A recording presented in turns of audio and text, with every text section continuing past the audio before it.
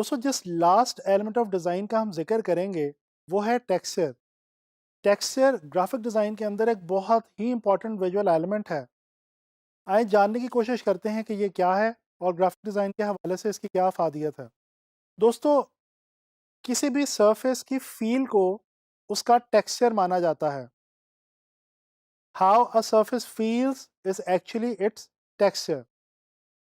Texture को मुख्तलिफ अल्फाज में डिफ़ाइन किया जा सकता है, जैसे कि रफ़, स्मूथ या सिल्की।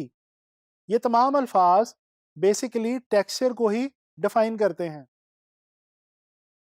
आप लोगों ने सुन रखा होगा कि दुनिया के अंदर बहुत सारे कपड़े कपड़े की जो इकसाम हैं वो अपने टेक्सचर की वजह से मानी जानी और ख़रीदी जाती हैं।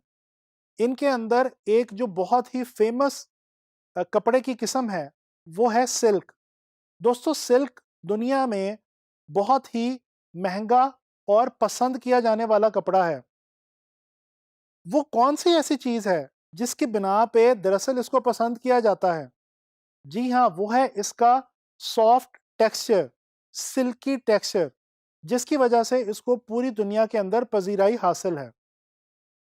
दोस्तों टेक्सचर्स जो हैं ये ऑर्गेनिक भी हुआ करते हैं और नॉन ऑर्गेनिक भी।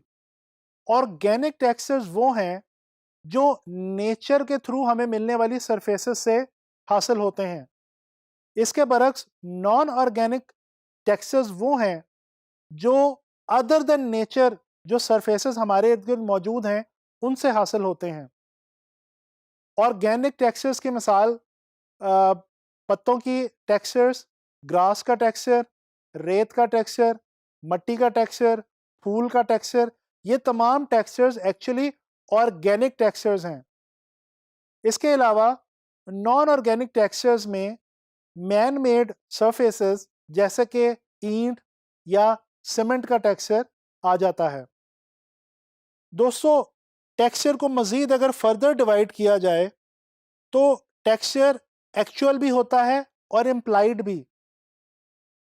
बाज़-औक़ात हमें कोई सरफेस जैसे देखने में फील होती है, बिल्कुल वैसे ही अगर हम उसको टच करके फील करने की कोशिश करें तो उसकी टच करके भी फीलिंग बिल्कुल वैसी ही होती है। इस सूरत में हम टेक्सचर को एक्चुअल टेक्सचर कहते हैं। इसके बरक्स बाज़-औक़ात कोई टेक्सचर देखने में किसी और किस्म का होता है, लेकिन जब अगर आप उसको टच करके फ़ील करने की कोशिश करें, तो उसकी जो सरफ़ेस है, वो कुछ मुख्तलिफ़ किस्म की होती है। मिसाल के तौर पे कुछ चीज़ें दूर से देख के आपको सॉफ्ट फ़ील होती हैं, जबकि जब अगर आप उनको टच करके देखें, तो वो हार्ड फ़ील होंगी। इस सूरत के अंदर इन टेक्सचर्स को हम इम्प्लाइड टेक्सचर्स कहते हैं। दोस्तों डिज़ाइन के हवाले से अगर बात की जाए तो टेक्सचर की दो बहुत इंपॉर्टेंट इकसाम पैटर्न टेक्सचर्स और इमेज टेक्सचर्स हैं। देखने की कोशिश करते हैं कि पैटर्न टेक्सचर्स क्या हैं और इमेज टेक्सचर्स क्या हैं। दोस्तों जब मुख्तलिफ शेप्स को एक ख़ास पैटर्न में रिपीट किया जाता है, उस रेपिटिशन से जो टेक्सचर हमें मिलता है उसको हम पैटर्न टेक्सचर के तौर पे जानते हैं। पैटर्न टेक्सचर का इस्तेमाल आम तौर पे कपड़े, जूते और एक्सेसरीज बनाने वाले फैशन ब्रांड्स किया करते हैं। स्क्रीन पे आप इस वक्त अपने सामने एक बहुत ही मशहूर ज़माना ब्रांड लुई विटॉन का एक हैंडबैग देख रहे हैं।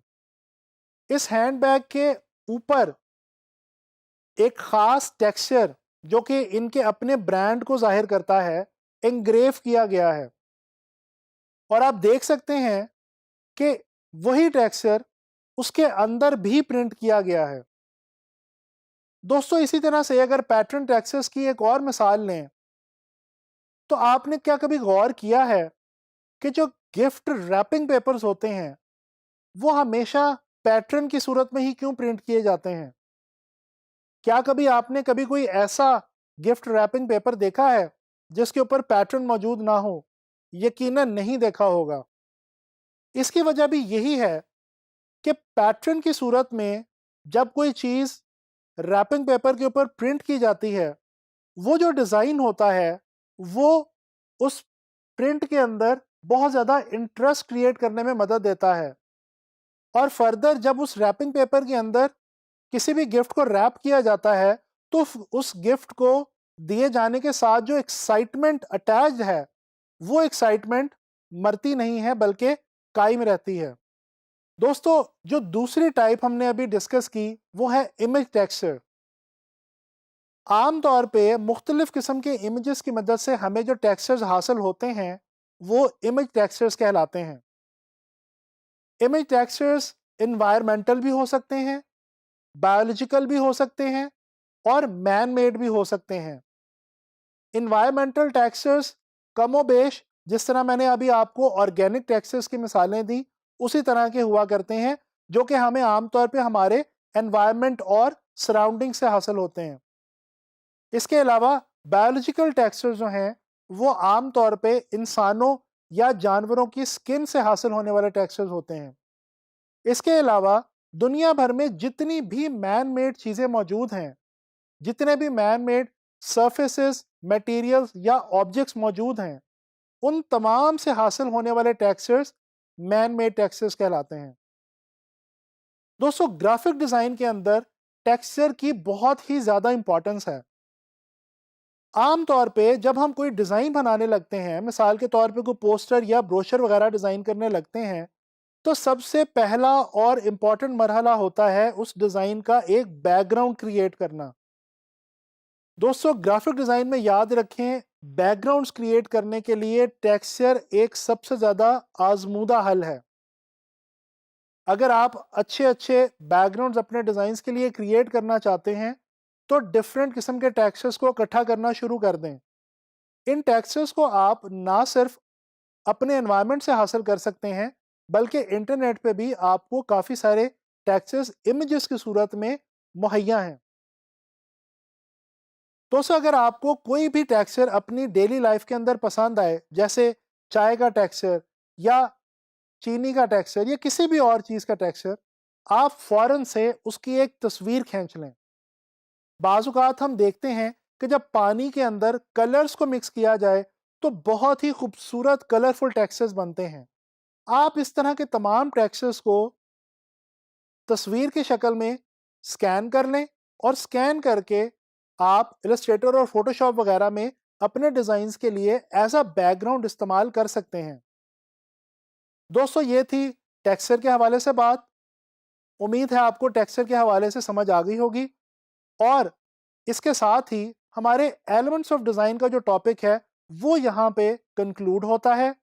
ये जो एलिमेंट्स ऑफ डिज़ाइन तमाम हमने पढ़े और इनके बारे में हमने सीखने की और जानने की कोशिश की, ये यकीनन आपको आगे चल के डिज़ाइन बनाने के लिए बहुत ज़्यादा हेल्प करेंगे।